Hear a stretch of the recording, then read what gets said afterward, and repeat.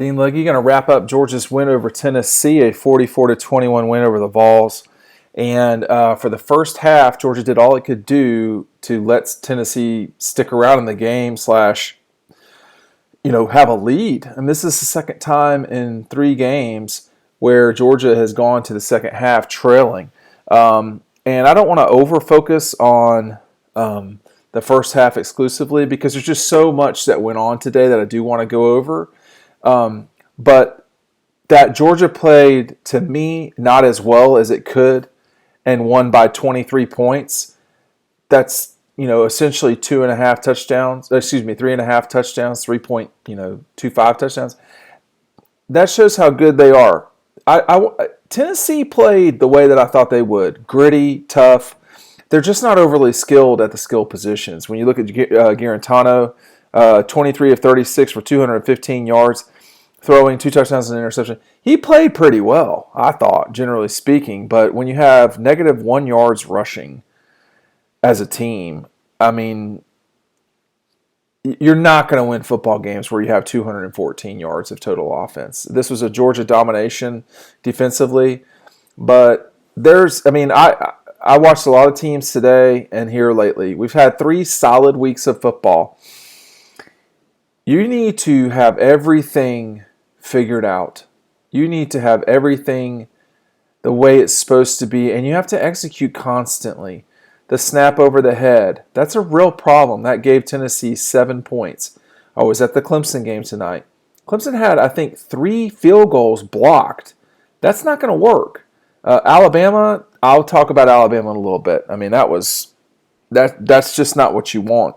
But for Georgia, when you look back and you say, okay, Stetson 16 of 27, 238 yards, couple touchdowns, no picks, although he could have had 1 or 2. Kendall Milton ran the ball effectively. I think Zamir had that. This is for this new Zamir, this was the worst he's played so far. There just wasn't a lot there. Tennessee definitely bottled him up. 193 yards for Georgia on the ground. It did not feel like that a lot of the game. I mean, Georgia just really struggled to do a lot. And then Kyrus Jackson with another great game. This time 4 receptions, 91 yards, and a touchdown. I mean, George had 2 catches for 14 yards. George is going to get his. This is only a matter of time.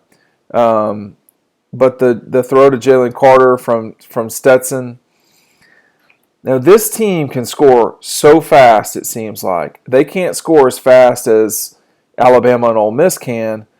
But, you come out of the third quarter and back-to-back field goals in the third give Georgia a lead. But then as soon as they get the touchdown from Kyrus, then 4 or 5 minutes later, whatever it was, it's another touchdown. And then just right after that, Monty Rice with a touchdown on a fumble recovery. I mean, Tennessee is not where they want to be. They've gotten better. But if we're going to talk about Georgia winning national championships, and that's what the barometer is for Georgia winning conference championships. Look, Tennessee's got to be within 20 of their rivals. And for the Vols, that's Georgia, Bama, and the Gators. And this was a good first half for Tennessee. They stuck in there. They were gritty. It's year 3. And you can't get beat like this. I'm sorry. It's just what it is. And I say that with all due respect. I mean, I think that Jeremy has gotten them in a good position, but they've got a ways to go to get to where they got to go. And, Garantano today after the game, or tonight after the game, talking about how this is the best defense he's seen. Well, he's right. I mean, again, 214 yards. I mean, that's just with the way that Clemson can score. Clemson's not as good as they were last year offensively. There's something a little bit off there, but Travis Etienne can score so quickly. You watch Alabama.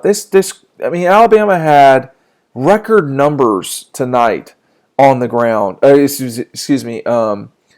Scoring. It was insane.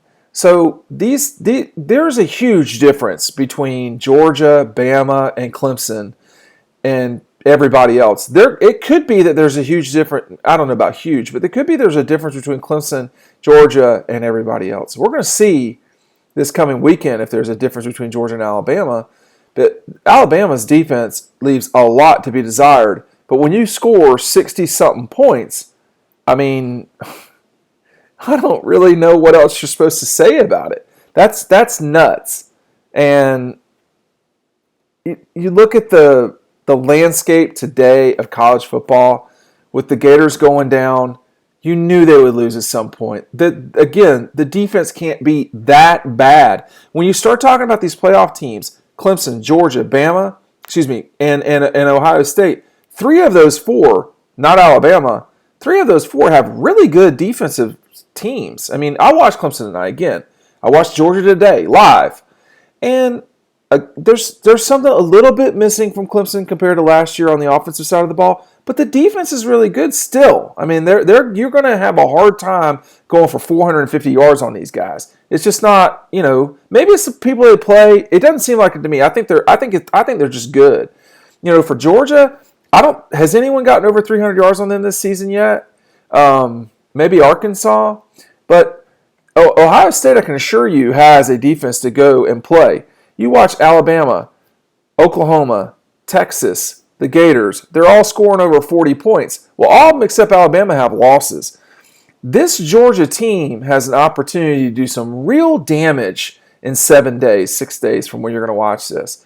I mean, this is an Alabama team that's going to have massive question marks coming in.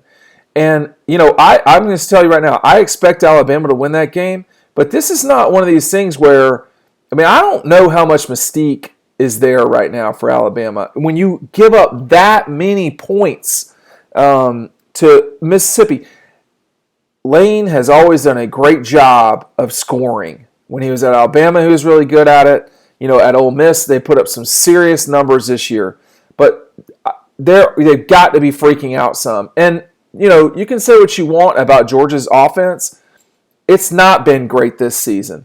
But it's not been great at times. But the way they play, like tonight, they played about as bad as they could play, and they scored 44 points.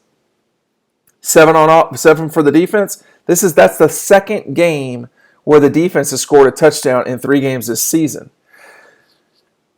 I mean,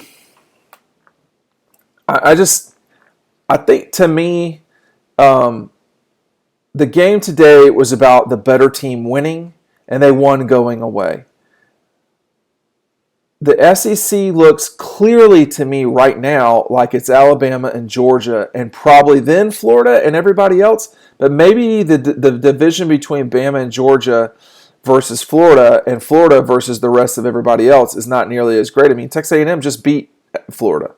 The Gators' defense is a major problem, number one. Number two, they're going to have a hard time. Georgia ain't going to miss tackles like we've been seeing against South Carolina and Texas A&M. Georgia's not going to let Kyle Trask be a statue back there. The Gators now have no margin for error. Maybe you can say that for Georgia next week after they play Alabama. Maybe you won't. But all those Gators are going to be watching that game. They got LSU, a team they should beat, a team that is confused right now. Both those teams coming in with losses. That's a noon kickoff in Gainesville. There's going to be some serious freakouts for the team that loses that game. For Georgia, Bama, I mean, the winner, particularly I think at this stage, if you're Georgia, the winner of that game may be in the playoff almost no matter what with what's going on around the rest of the country. The Big Ten, not yet playing, but I'm just penciling Ohio State in there. Big 12, disaster. But this Georgia team, everybody's got to realize, and I hope they do, you just don't roll the ball out there every week and dominate. Particularly when you're dealing with physical teams like Tennessee, Auburn, etc., Bama. But this is a Georgia team that did not play well tonight, but played well enough to win by a lot. And, Georgia fans are Clemson fans are this way right now, Georgia fans, Bama fans. If you don't win in the way they want you to win, then there's criticism to be had. I don't know. I mean, sometimes I think we overdo it, but Mark Richt's teams would win these games by 3. This is a Kirby and them should not be apologizing for winning by 20 plus points in a conference game, and that's the only margin by which that they've won this season. And I thought I was all for the 4th and goal. I think that made sense. I mean, in the moment, you're sitting there going, take the points. But if you can't get a half a yard, then, okay.